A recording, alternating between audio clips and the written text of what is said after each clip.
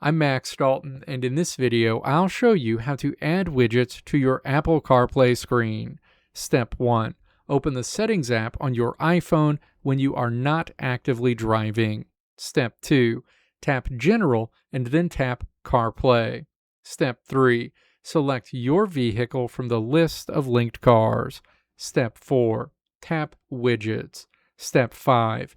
Tap Add widgets to view all available widget options for your vehicle display. Step 6. Tap the specific widget you want to add and then tap Add Widget. The next time your iPhone connects to your vehicle, the new widgets will appear on your CarPlay dashboard view.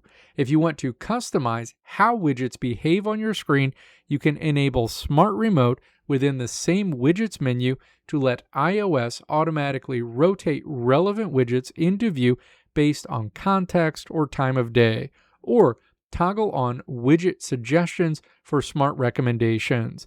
To reorder or remove widgets from your layout, hold and drag the order icon next to any widget to change its position, or tap the minus icon to delete it. Let me know if this video helped you out in the comments below. If you liked what you saw here, click the video links on the right side of the screen to check out another video.